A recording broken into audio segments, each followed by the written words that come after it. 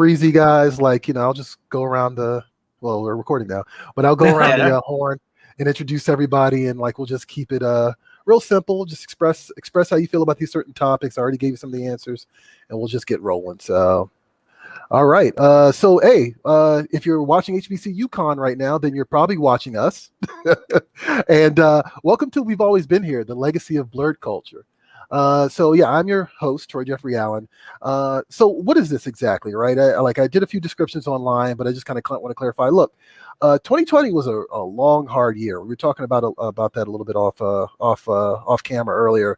Look, we lost some really amazing entertainers, creative minds. I'm talking about Cicely Tyson, Catherine Johnson, Little Richard, Yaphet Kotto, Chadwick Boseman, of course. I'll even throw John Lewis in there because, of course, he did that phenomenal book March.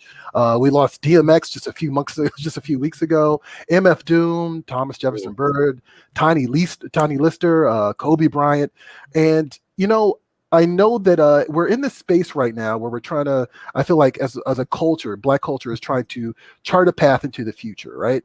And history is the landmark by which we are directed into the course of life. And that's a direct quote. I didn't make that up. And so I wanted to recognize Black creativity, and especially since Blerd culture is, in my opinion, on this second wave of popularity in this last year. I wanted to make sure that we kind of acknowledge some of the just creative spirits that help cut a path for the people that are making waves in 2021 and beyond. So I got a great panel of guests here, and I'm going to introduce them one by one. So let's just go around here. I'm going to start with actually Demetrius Angelo from Urban Action Expo. What's up, Demetrius? What's up, Troy? Appreciate you. A little small correction is Urban Action Showcase and Expo. Yeah, Showcase and Expo. Yeah. No, you're right, though. We do have the Urban Action Expo as part of the Urban Action Showcase and Expo. So there you go. Sorry, it was a little easier to just say Expo. My bad. I know. Troy, the other Troy from Speak Geek Unlimited. What's up, Troy? How you feeling, man? So a correction for that. The name is pronounced Tony's, but it doesn't even matter. I'm just happy to be here, man, with all of these wonderful Black creators, man. My channel is Speak Geek Unlimited. I do video essays on various topics. You mentioned before I did a video essay on WMAC Masters, which was actually, really, really great show that showcased multiculturalism and martial arts back in the 90s that a lot of people aren't really familiar with. Hakeem the Machine Austin being one of my childhood idols, Willie the Bam Johnson. I love that show. I also did a video essay on Ronin Warriors, which was an anime series from the 90s. It's called Ronin Warriors, the 90s gateway. I did a video essay called The Importance of the Bulletproof Black Man, which was a video essay on the right? No, it was actually on the Black history of comics. I talked about all Negro comics. I mentioned Milestone Comics. It's a little bit older. It's like when I first started. So yeah, that's kind of what I do on YouTube. I just try to be as informative and kind of blend elements of video essay style dialogue, but with hip hop beats in the back, because I'm a big hip hop head. And just take from there. Also, I did a video essay on it's called The History of Black American Superheroes in Film. That is really good. So yeah, there's a lot of good stuff on the channel. So I recommend people checking that out. Okay, absolutely. Also, we got Coyote Kendall of Ken Media. What's up, man? Everybody just have to be correcting you today because Ken K Media is like my video production, that sort of broad banner of me just doing freelance video stuff. But I do have a YouTube and a separate podcast. My movie podcast is Casting the Net, where I cover movies that are mostly on streaming platforms, and that's something I've been doing for about almost 4 years now, and I feel like no one else does it. I think there are some people that may just only do Netflix, but no, it's Netflix, Hulu, however you like to watch movies in the comfort of your own home. But I also have my YouTube channel, which is At Random with Ken K, where I'm talking about various topics as far as pop culture is concerned, shows you should be watching, movie reviews, movies that I should have been seeing years ago, but only now got around to seeing. So I one of the videos I was really proud of was doing a video about the character of Karen Jensen in the first Blade film, where the basic foundation of that video was the idea that she is actually the main hero of that first film. Yeah. And like when you really break down everything that happens over the course of that film, no, that's her hero's journey more so than as badass as Blade as a character was in that first film. And we can talk about that more as the panel goes on. But looking at that film, the black female character in that film is the hero of that movie, that first movie. No, yeah, I saw that video actually. And you totally like brought me around to that idea. I was like, he's got a good point. Like she kind of drives that plot, which is actually pretty interesting. Last but not least, I'm going to fork it over to Joe Illich. Hopefully, I'm just going to not say anything, Joe. You just want to introduce yourself? Yeah, I don't have the corrections list. Sorry. So okay. I'm the executive editor of Heavy Metal Magazine. I'm the co-founder of Access Guide to the Black Comic Book Community. I'm the lead writer on a new graphic novel which just came out last week called MPLS Sound, which takes place during the 80s and is about a fictional band called Star Child led by a black woman that competed against a bunch of bands with the goal of becoming Prince's band before the revolution. And Prince and various real-life people from the music industry make important appearances in the graphic novel. I got my career started at Milestone Media Inc. in 1993, the first major Black-owned superhero publisher of a multicultural and diverse superhero universe that had a publishing deal with an industry giant, which was DC Comics. I would later go to DC and become the first Black editor in the Batman editorial department. During No Man's Land, the year 2000 Batman line-wide relaunch, which introduced characters like Detective Crispus Allen, who most recently appeared in Zack Snyder's Justice League, and the Asian Batgirl Cassandra Cain. And I'm happy to be here with all of you. All right. So look, I got a nice panel here, guys, and like between I think all of you guys, there's a lot of history here, right? A lot of knowledge, a lot of personal history, and I want to talk about like just what you like bring to nerd, what we're bringing to nerd culture. So tell us about what you're currently bringing to nerd culture. Like, and I'll start with let's see here. I'll start with you, Santonius.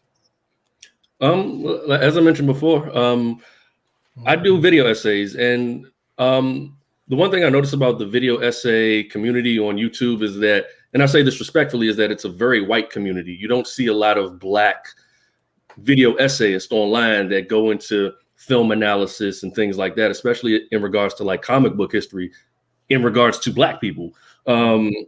I mentioned before I did like, some of the other video essays, the importance of the Bulletproof Black Man and all of that.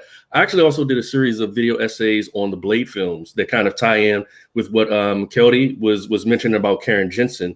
And one thing that's very interesting about the Blade films is that those are like the first Black action horror martial arts film franchise. There's nothing else like that. You know what I mean? And that film series was a trailblazing series of films that nobody really digs into the subtext and the, like the meat and potatoes of what Blade as a Black vampire going against a white vampire aristocracy really represents, and what Karen Jensen represents in terms of being really like, one of the premier Black female action heroines post Pam Grier. You know what I mean? So that's kind of what I try to do. And I just try to bring a level of awareness to comic book culture because, I still feel like, the Black voice, as far as like the more analytical and I guess intellectual, whatever, is still kind of not represented, you know what I mean? In terms of film analysis, like everybody is like, it's Jeremy Johns or it's Chris Stuckman, but it's not a lot of guys that look like us that do that type of thing. So, that's kind of what I want to bring to the table. And also feel like, Black pop culture, it's up until a couple of years ago, it's been placed in a narrow type of spectrum of like hood films and, Black trauma porn. And it's so much more that we've done, within the film industry. Like Oscar Micheaux is a name that a lot of people don't speak of. You know what I mean? Noble Johnson. You know what I'm saying? Even even Pam Grier being really the first black female action star. Nobody ever talks about that. And those are things that I like to touch on, you know, as far as what I do on my channel, you know, and also with a little bit of hip hop flair. You might hear some Mobb Deep beats in the background of the videos. You might hear some MF Doom in the background of the videos. So I just kind of want to bring that flavor to show that, you know, you can be, I guess, a nerd, a black nerd, and be a hip hop head, and, you know, be like, you know, just a solid guy, I guess. You know what I mean? For lack of a better word. So. Yeah, absolutely. Actually, speaking of Pam Grier, I'm going to turn it over to you, Demetrius. Can you tell us a little bit more about Urban Action Expo and what it's bringing to the black nerd culture? Sure. The Urban Action Showcase and Expo celebrates diversity in the blockbuster action genre. We bring both access and awareness to heroes of color. Why? Because at the end of the day, we need narratives that represent our interests and our images, right? We need heroes that we can identify with, right? So when we were kids, right? Well, in my generation, when we were kids, we take mama's good towel, put it around our neck, run around the house, and jump off the steps, right? But who were we? We were who we saw. And thank you. And in those days, we were who? Batman. We were Superman, because that is who we saw. But when we began to really get old enough to see, we saw that they didn't look like me. They were always being saved by me. You know what I'm saying? Or because of me, and not being saved by me. So we felt that it was very important to have a platform that not only celebrated these things, but also gave opportunities for the next generation. So within the Urban Action Showcase, we have the Urban Action Showcase International Action Film Festival, which features now the Warner Media Action Cinema short film competition, but it originally started with Cinemax. I've been at HBO for 22 years, so it originally started with Cinemax. But like I said, we're a platform that's about opportunities, that's pushing the culture forward. And, you know, every way that we can do it, it's not just film, it's also comics. And I have something special for you before this is over, to show you where we're taking things. You know, COVID was a good thing for many people in the sense, when you're a creative, you're going to create. Yeah. And when you're against the wall, that's when you pull out all the stops. So we were able to produce a virtual event last year, as you mentioned, and that was actually our 8th year last year, and to the tune of 95,000 people. So that was just a blessing to be able to really start to understand this digital space. And in doing so, we actually have now moved into the VR space. So we've actually have our own Javits. I don't know where you guys are from, but for New York, the place we have our big Comic Cons are the Javits Center. So we actually have a virtual Javits Center. We also have virtual fan meet and greet rooms and virtual fan experiences. And before it's over, I want to reveal the virtual comic space that I created for you for Fight of the Century that we're going to be doing for independent comic creators. So anything we can do, but most of all, it's about connecting with the people and people like you guys. And I hope after this is done that we can definitely connect and make something happen. And before I shut up for the rest of the time, with that journey, we also developed something called Urban Pop Culture Convention. And that's a space that celebrates everything pop culture, not just action film, but we're talking about fashion. We're talking about food. We're talking about finance. We're talking about tech. We're talking about faith. We're talking about fitness, everything that has to do with us as a people. So that's what we're doing now. All right. That's awesome. Joe, I'm going to ask you to talk actually specifically about the Access Guide, because I think that what you've done there is actually really important and is really contributing to Black nerd culture in general. Can you tell us a little bit about that? Sure. So the Access Guide to the Black comic book community, 2020 to 2021, premiered this year. I'm a co-founder of the book. It was the brainchild of a friend of mine, a retailer named Demetrios Fragiskatos, who owns a comic book store here in Brooklyn, New York called Anyone Comics. He DM'd me on Facebook one day. He said, "Hey, I have a crazy idea. Let me know what you think about it." I said, "Okay." He said, "A green book for the comic book industry." I said, "I'm in. Let's start the conversation now. Let's make it real." So we had lunch, and he was basically explaining creating a gateway book that would close the gap between all the Black consumers looking for Black stories and Black-owned conventions and Black-owned comic book stores and those actual people. The gap is really wide. So the idea of the book is to close it and eliminate the gap. For myself, what I appreciated and really got from the analogy to the Green Book was really the idea of safe spaces. Unfortunately, the comic book industry is a reflection of the greater American corporate complex, which means that there are a number of conventions, a number of comic book stores, a number of places that are not safe spaces for Black people, that are not safe spaces for books by Black people with Black characters.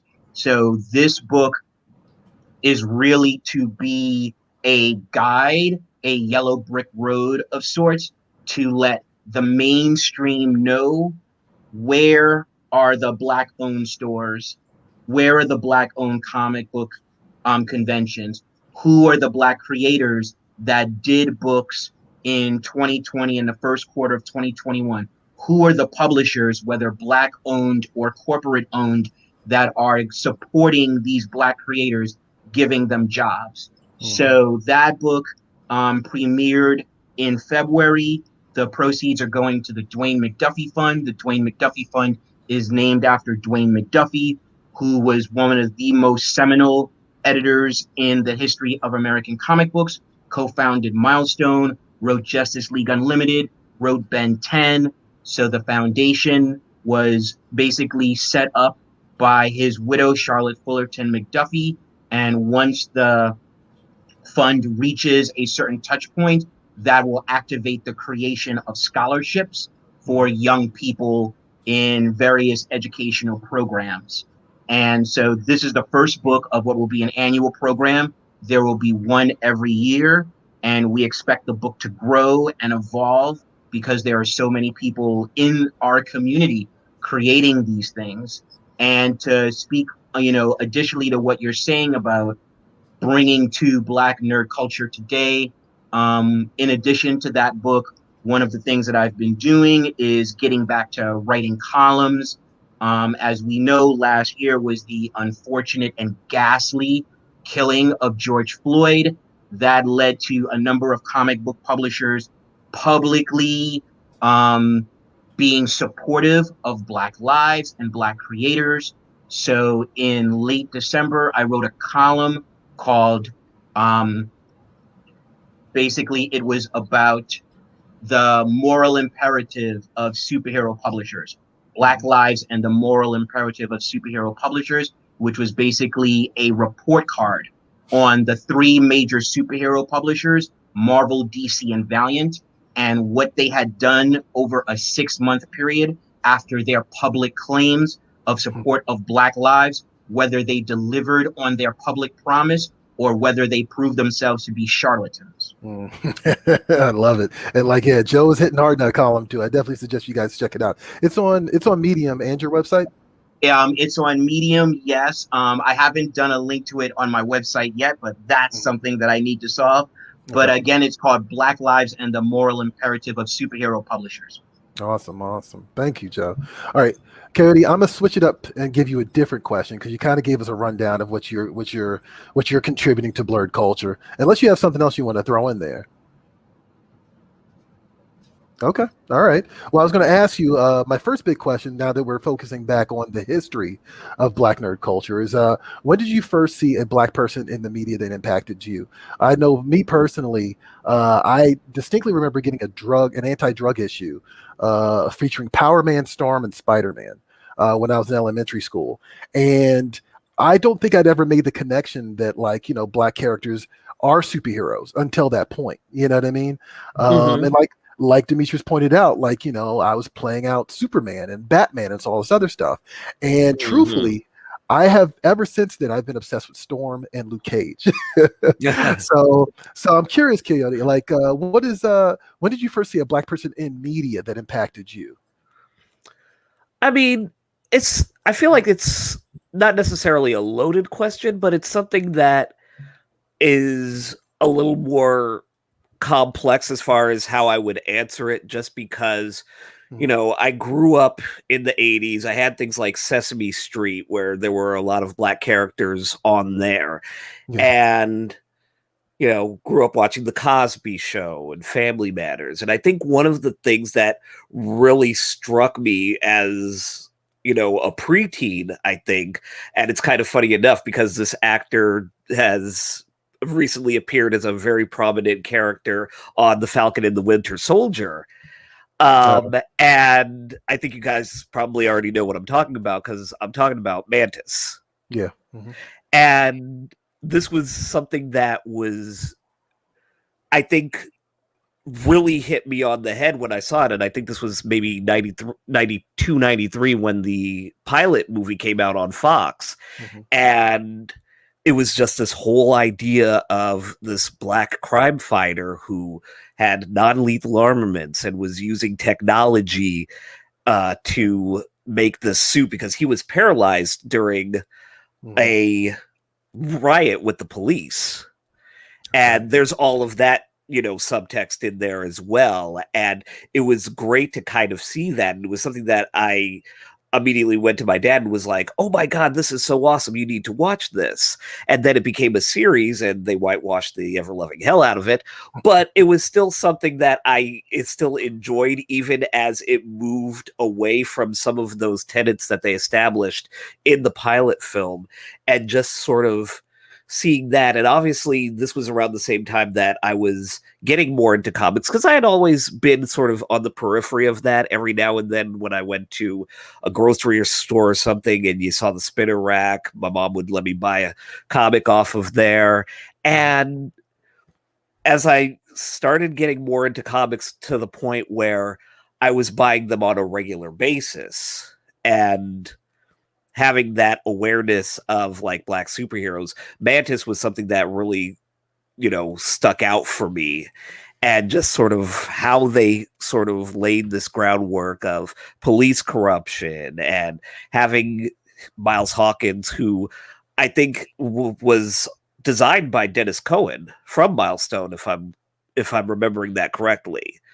And it was always kind of funny because I feel like there was also the in-joke of him being named Miles Hawkins and the in-joke being that he was related to Virgil Hawkins, who is Static.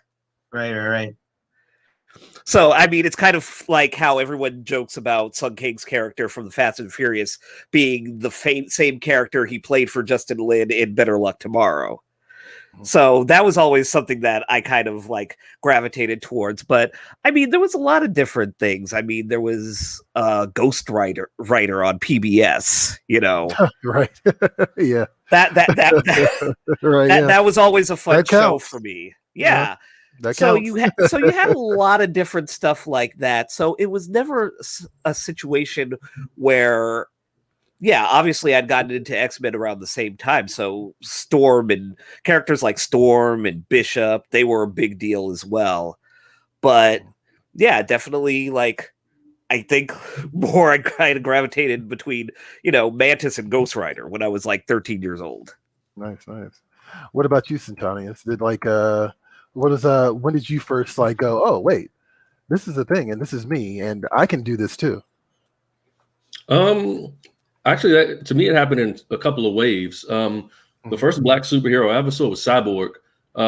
There was this like Keebler drug comic that came out in the 80s where they had like a guy called the Protector instead of Robin. And I remember like Speedy being on the cover holding somebody. Like at that time, I was like 8. I'm a kid at 80. So I didn't know what Teen Titans was. I didn't know what Cyborg was. But I saw like this big metal dude that was like black. He ain't look like my father, but he looked like he could have hung out with my father. You know what I'm saying? So it was that, because like that was really the jump off. Also Mantis, but also I grew up really into martial arts, and I grew up into like, Bruce Lee and all of those guys and things like that. So when I saw Steve James in the American Ninja Moon, who was also in Mantis, that's right, he was. Yeah, he was. That's right.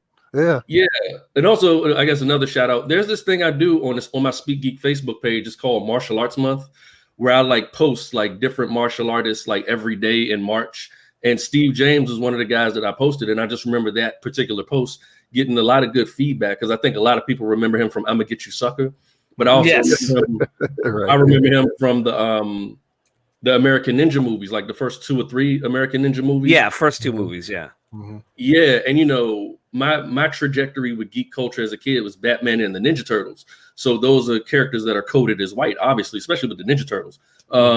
But seeing like Steve James and Cyborg, and then discovering the X-Men, and then seeing somebody like Bishop and Storm, like Kelly mentioned, but also seeing once again, to go back to WMAC Masters, those guys were essentially professional wrestler, martial arts superheroes. So seeing someone like Hakeem the Machine Alston, who was, you know, kind of slim and built, and you know what I mean, that kind of sparked something. Also seeing Michael Jai White on martial arts magazines in like the early 90s before he really blew up. You know what I mean? I was zoned into that as a kid. I'm trying to think of other examples. Oh, how could I forget? Milestone.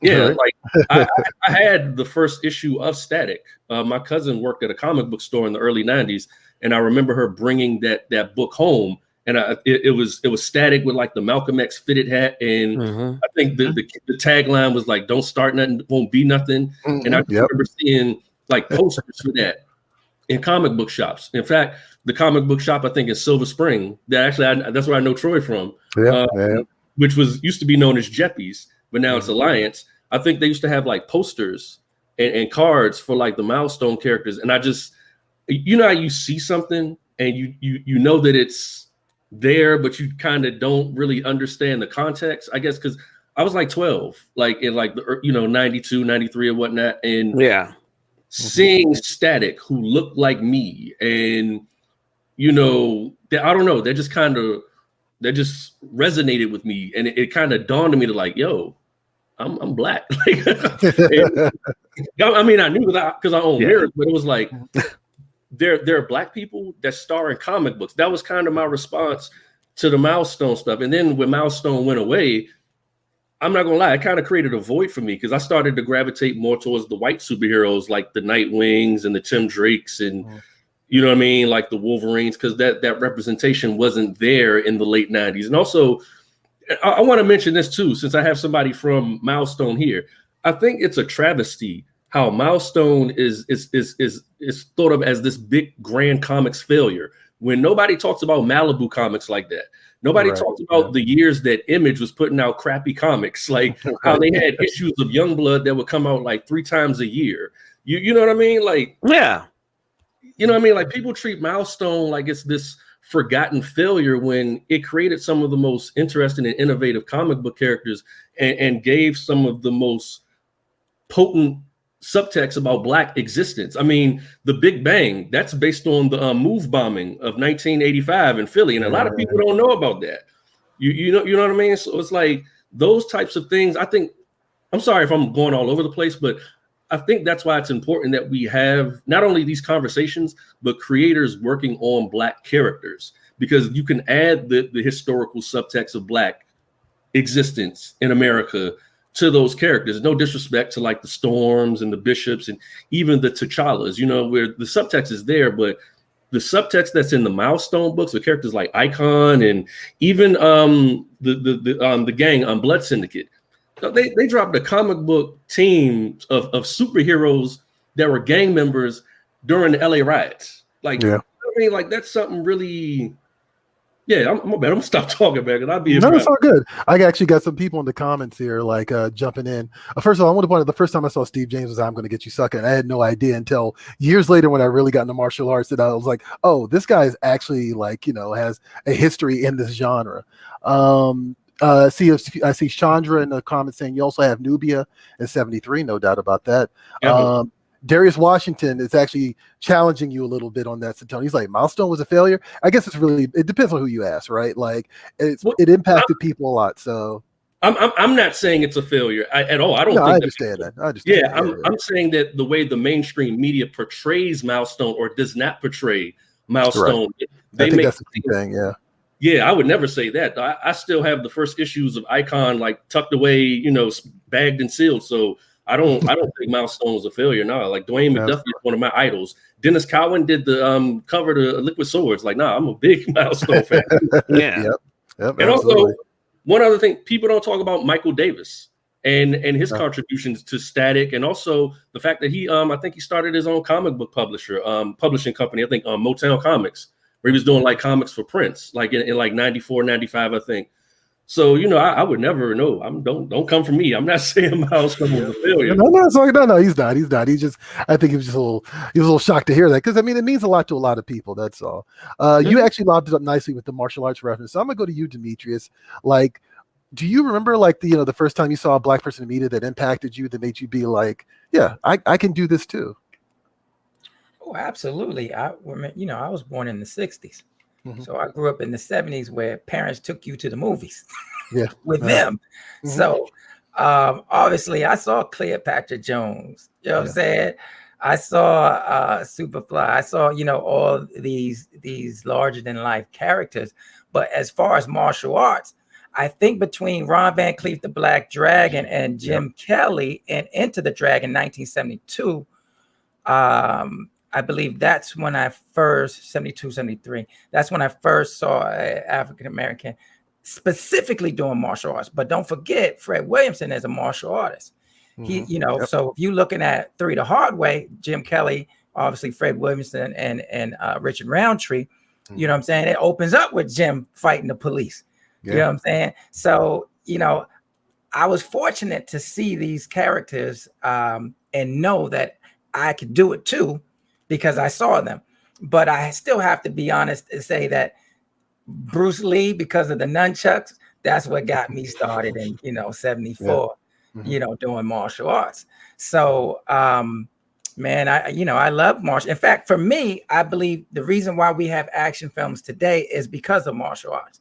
Because if you think about it, the only action, Troy, you left us. The only action that we had before was Westerns. And you would just have these big long punches from way down south. You know what I'm saying? And then you falling through the bar. You didn't have no true choreography. There was no true precision until you had, of course, the blaxploitation era.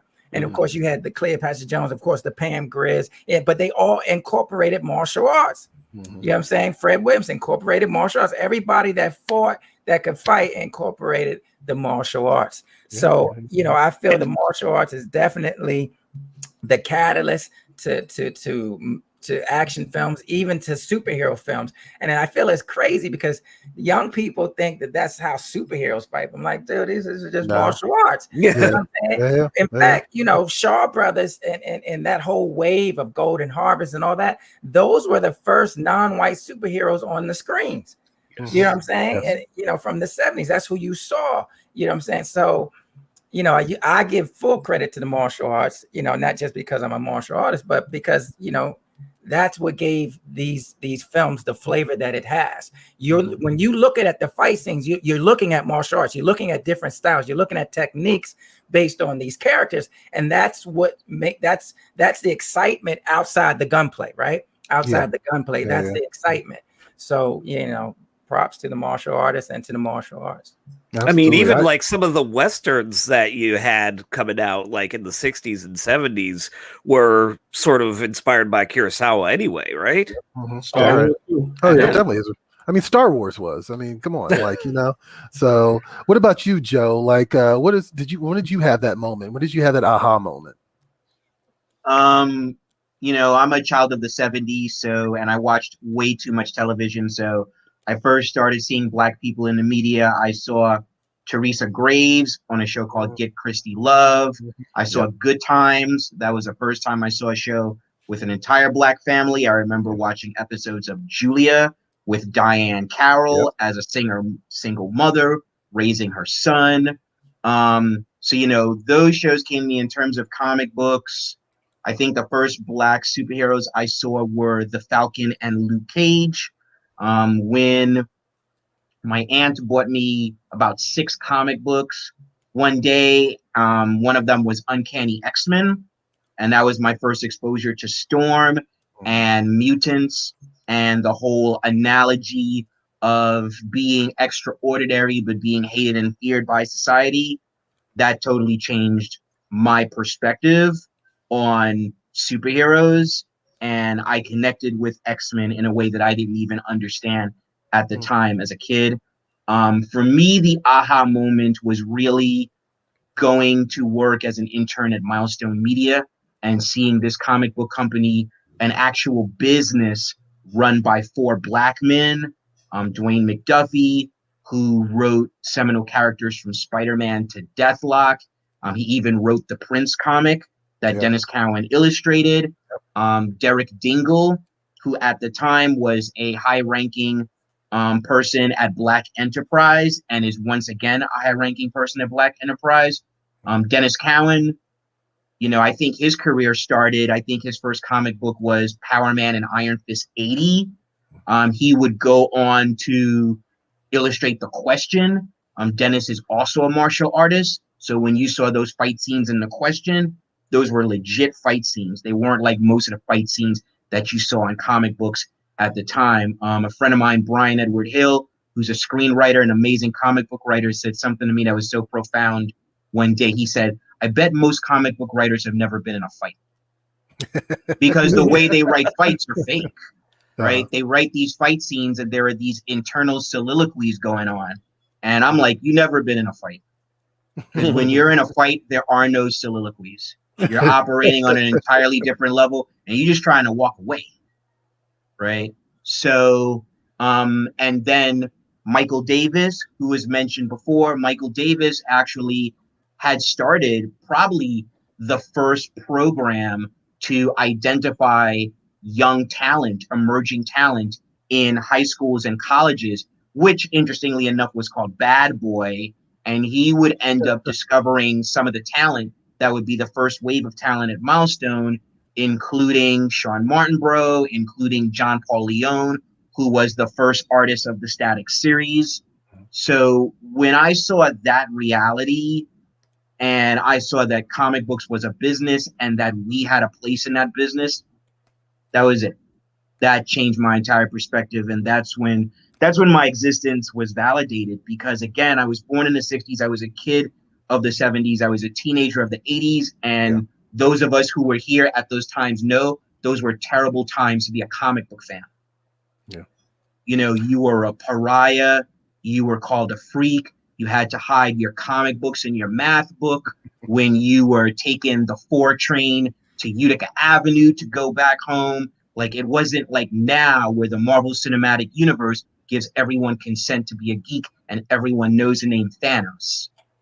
So Milestone validated my existence.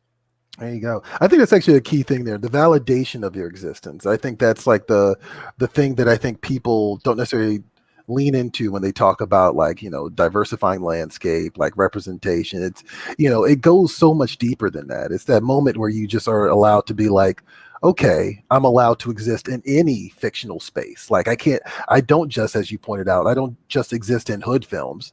You know what I mean? Like, I don't just exist in slave movies. Like, I can exist in all sorts of spaces, if I may, because like, that was kind of like the other thing as far as like going back to Blade, because like when that came out, like I was about 18.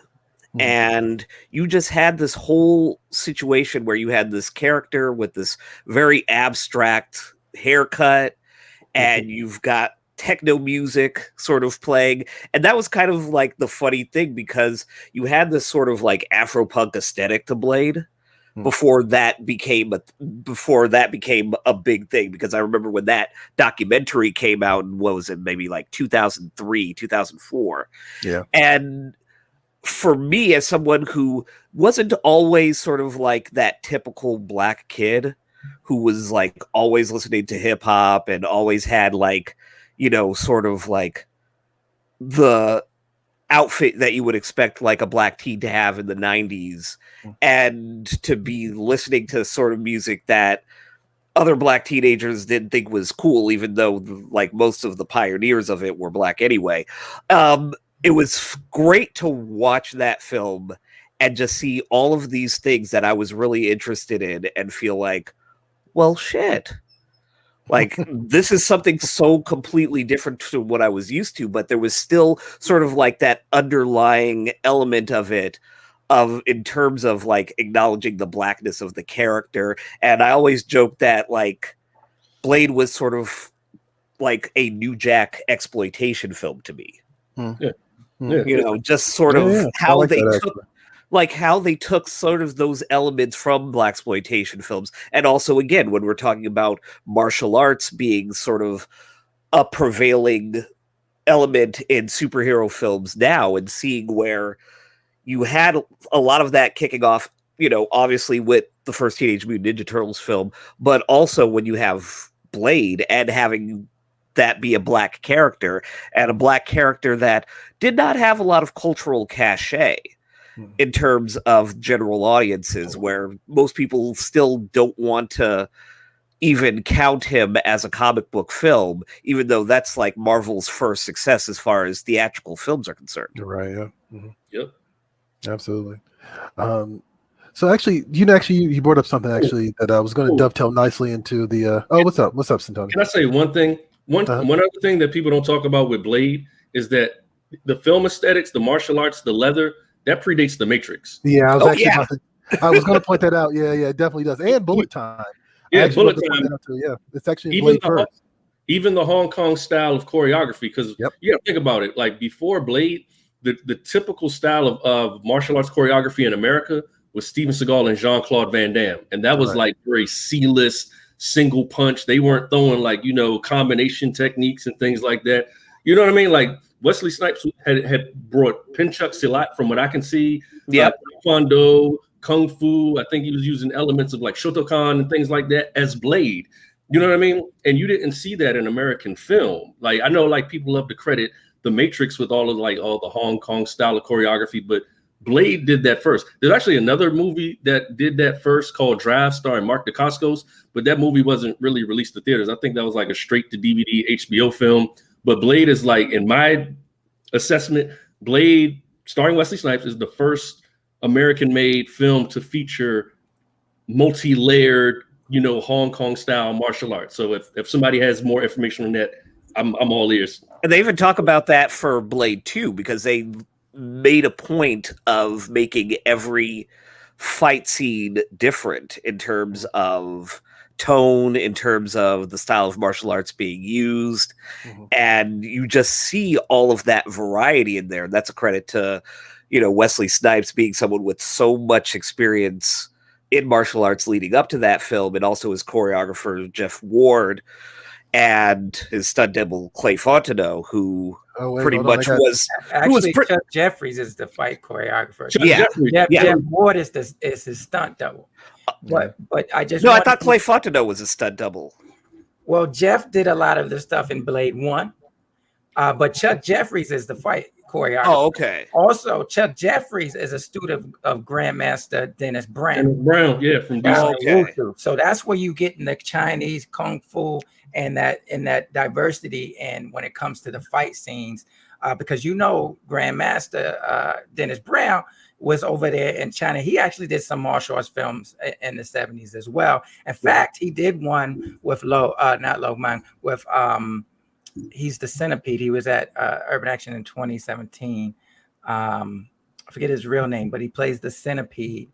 But he did one. Did you say his name? No, I was saying, were you talking in the 5 Deadly Venoms, or what are you talking? From the 5 Venoms. I can't remember his name. I know who you're talking about. Yeah. I got Lo Mang on my mind because we just did something with him from the Toad. But anyway, go ahead.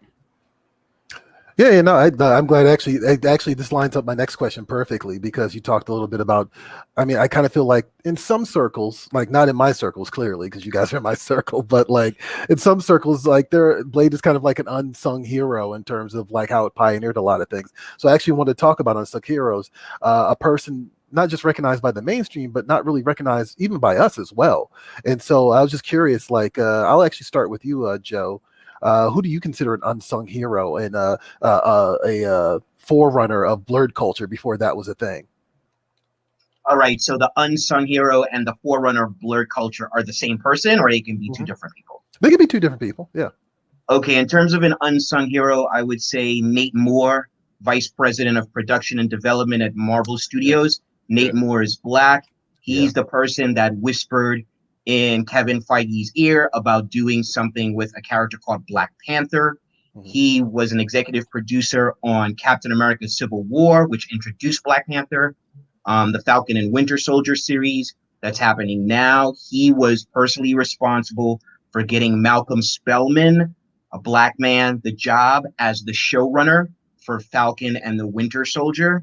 And he's also an executive producer on The Eternals. So when a lot of people talk about Marvel Studios, they're like Kevin Feige, Kevin Feige, Kevin Feige. But here's Nate Moore that is there, that is a voice, that is an authority, and he is championing our stories.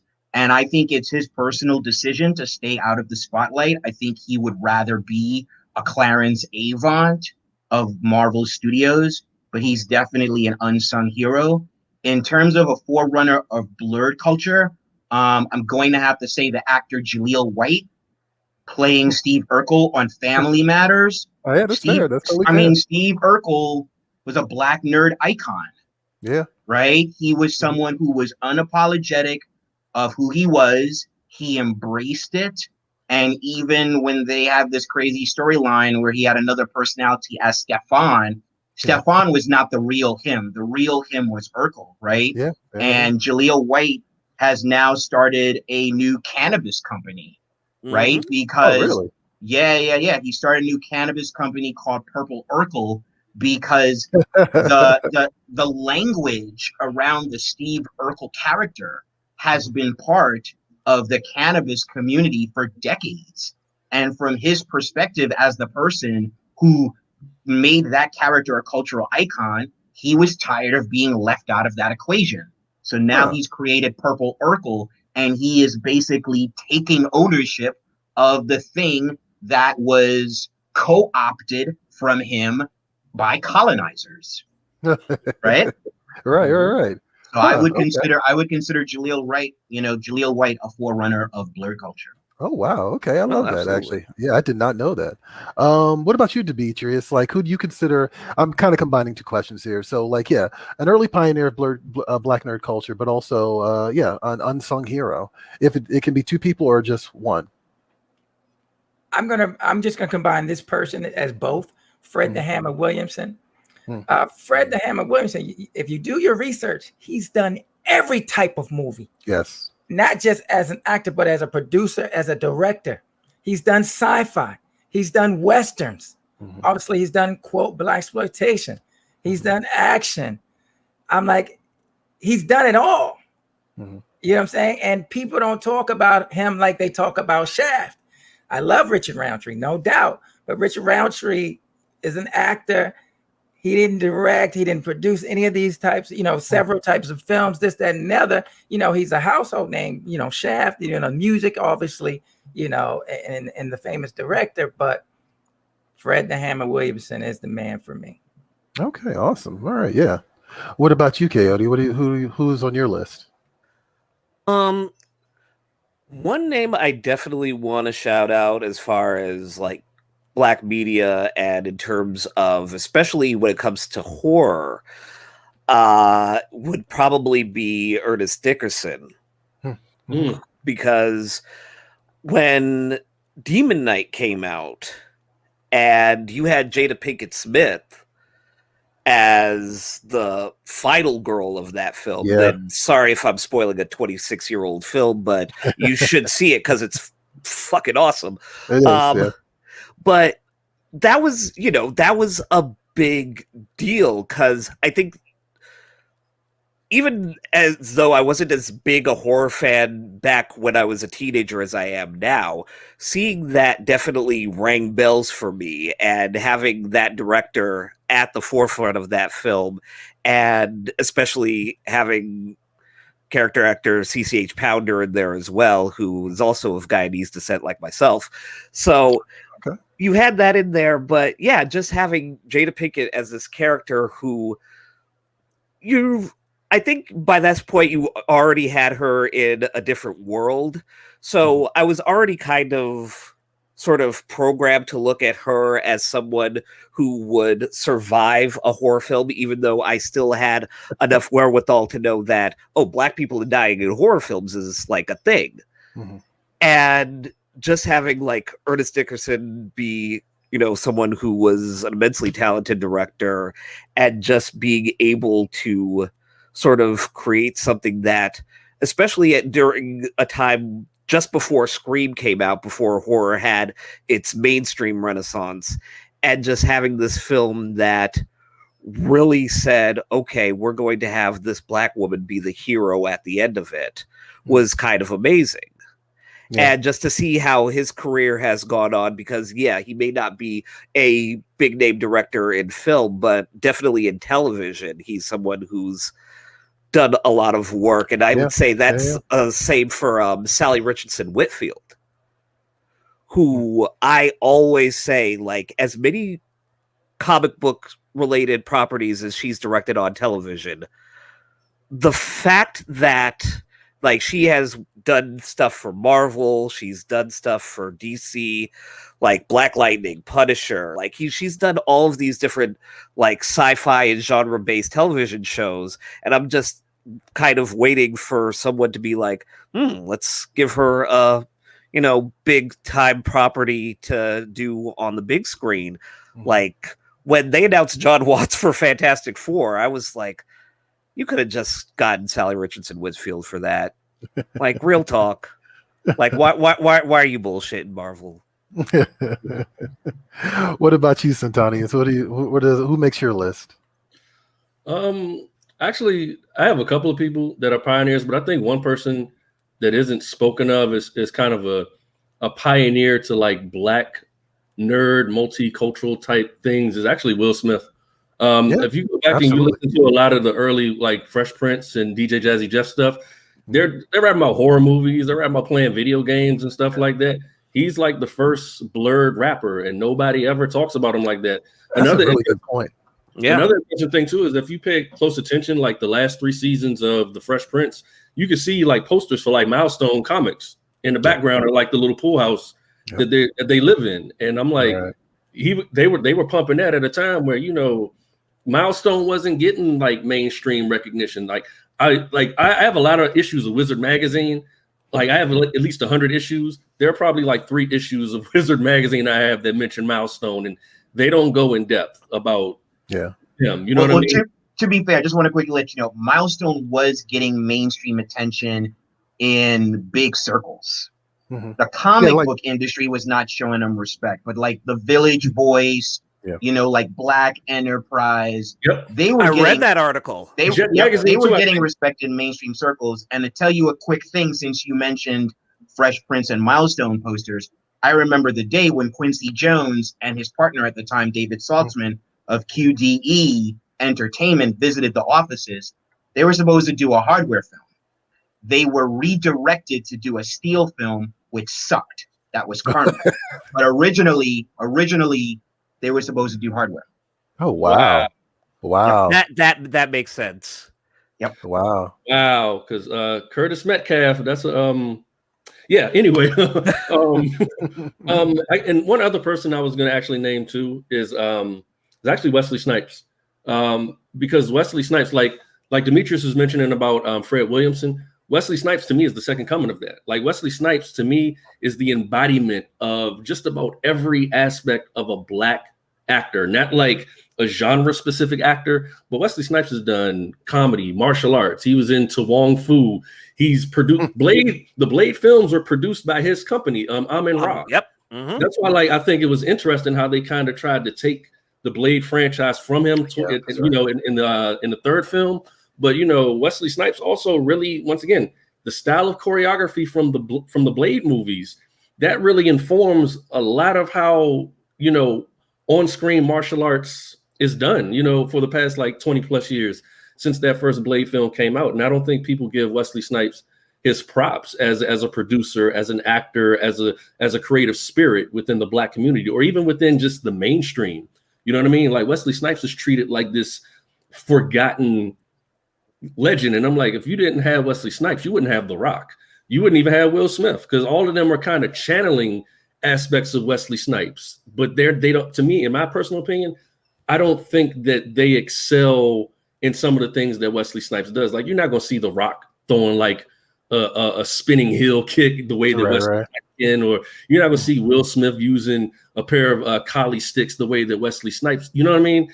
So I think we kind of need to give Wesley Snipes his flowers while we have him. He ain't ripping out nobody's throat and throwing it at another person, being mad disrespectful. Yeah. You know, it's funny. I could not see The Rock leave.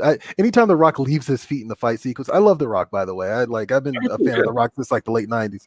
But like, anytime I see him leave his feet in an action sequence, I'm like, okay, this is weird. Like, I don't quite know what to do with it. It's just like I don't see him as like that level of fighter or that agile. I'm gonna throw two in there for myself. Actually, I distinctly remember late in life, MF Doom and Jean Grey being two people in particular. Before I even heard the word Blerd, like I just felt like, okay, this is like, it's almost like these are like creative muses, you know what I mean? For me, like, this is something that I always wanted that I didn't know I could get, like I always loved hip hop. But I was a kid in the '90s. I went through my wannabe gangster rap phase, but it didn't latch on to me in the same way that MF Doom and Jean Grey did by the time I was in my 20s. I also want to point out Spencer Williams. This is something I actually found out about 2 years ago. I want to say it was about 2 years ago. I watched this documentary called Horror Noir, and I don't know about you guys, but I grew up with Amos and Andy being kind of like a shame, like like this collective shame in the culture, like this thing that we don't talk about, right? And then when we do talk about it, it's always like, you don't want to be that's Stephen Fletcher, like that's cooning, like what I mean, like that was something that we didn't want to go back to. And then I watched a horror noir documentary, and they outlined pretty perfectly that like Williams was a pioneering like African American film producer and director. Like, he did a lot of stuff afterwards that actually kind of paved the way for guys like Jordan Peele, like, and for guys like Ernest Dickerson to do Tales from the Crypt. And that was like kind of revelatory for me, because I did not know that. And I thought that was actually really amazing. You know what? I wanted to get to the race bending question. I know you really want to talk about this game, but I'm probably gonna have to skip it. I'm probably gonna have to skip because we're at like the last 4 minutes. So I'm just gonna ask you guys, who do you consider a key person in Black media now? And I'll start with Demetrius. Honestly, everybody here. Nice. The reason why is we need the people that are connected to the people to be able to shout out the message. Because when you don't see, everybody here controls the narrative. Mm-hmm. Everybody here owns their own platform. You cannot tell a story if you don't control the narrative. Yes. Keoti just brought up earlier about what, one of those two, Santoni, is about Amon-Ra and why he didn't get his props and this, that, and other. But you got to remember, first of all, Marvel didn't produce that. That was New Line, which is Warner Brothers. Yeah.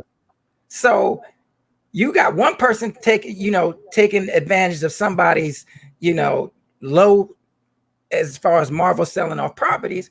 Then you got somebody trying to push a new character, that's why you got your Ryan Reynolds. That's where he got his start. Yeah. You see? So I just want to say everybody here, because they're going to tell the truth, because they don't have nothing to lose.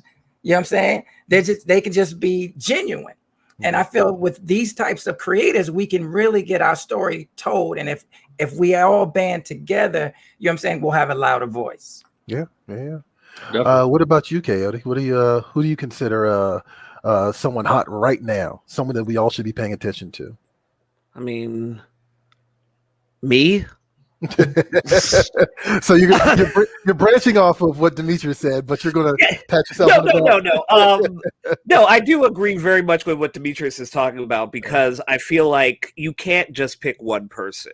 You have to kind of, especially for us as Black creators, as Black storytellers, it's important for all of us to kind of get our message out as best we can. And yeah, there is some limitation to that, because you can root for everybody Black, but then you also have to think about certain people that might not be here for you, even if they are Black. So you have to kind of put that into perspective. But I do want to shout out one creator that I stumbled across recently by the name of Lamar Cher Ami, who is working in animation, and their company is Cutting Edge Animation, and they're developing this concept and this hero called Captain Zero, who is a young black superhero who is sort of in therapy trying to deal with their own insecurities and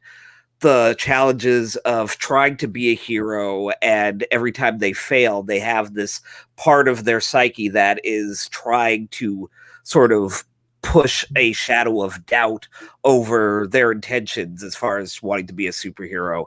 And just to hear them explain the concept and talk about the whole idea of Black people approaching mental health and then tying back into, you know, the superhero genre and the whole social media aspect of it and influencers, it sounded like something that has a lot of levels to it and ties into race and ties into a lot of different social issues, and doesn't feel like it's kind of beating you over the head with the racial aspects of it, but at the same time is something that, you know, we still have that barrier as far as talking about mental health and what we want to do as far as whether or not we address it in a responsible manner. So that's something that I definitely am looking forward to. We're getting close to time, so real quick, Santonius, who do you think is a key person right now in Black media? I just wanted to give a quick shout out to the Black Sands Entertainment organization, because they're putting out like really good comics material that focuses on a lot of like African mythology. Also, TJ Sterling, who does a comic series. Okemos actually did a panel with him 2 years ago on a similar topic, and also everyone here, because this is an honor for me. Like, I'm just like a low level YouTuber, you know what I mean? But you know, like some of you guys have like credentials and extensive resumes that like are just, I'm kind of in awe, you know what I mean? Like the history and the mileage and the knowledge and the integrity that you guys bring to just Black creativity is just, you know, that's a sight to behold. So I just want to give all of y'all a shout out, and I really appreciate being on this panel a lot. Thank you so much. And yeah, what about? I wanted to say the same as well, because yeah, like I feel like I ain't nobody, but you know, to be here with like Demetrius, Joseph, Santonius, Troy, all you guys are great, and I really appreciate you wanting me to be a part of it. And Joe, I'm going to let you close us out. Who do you consider a key person in Black media right now? Wow. Well, obviously, this panel, as everyone has pointed out, really represents voices. We're continuing to fight the fight. It's an honor to be here with all of you. In terms of larger media, I would say Ava DuVernay. Quite frankly, she's doing everything. She's doing documentaries. She's now going to get into superheroes with Naomi for Warner Brothers. The 13th, A Wrinkle in Time. Like, she's a multi-hyphenate, and she's been fighting the fight. So that's someone who I consider a beacon in the larger media these days. All right, cool. All right, guys, we are definitely over time, so I'm going to wrap it up. I'm going to give a shout out to Michaela Cole and Issa Rae. Those are going to be my two, because I'm a big fan of both of them. And look, hey guys, hopefully you enjoyed this. Hopefully you had fun watching and you learned a couple of things. Hopefully you can be inspired by these artists, and when you're done, ask yourself what you're doing to move the conversation forward for our culture. Keep watching HBC UConn and make sure to create the culture. Thank you very much for joining us, and we'll catch you later. Thank you, Troy. Thank you. Peace. Thank you so much. Peace. Yes.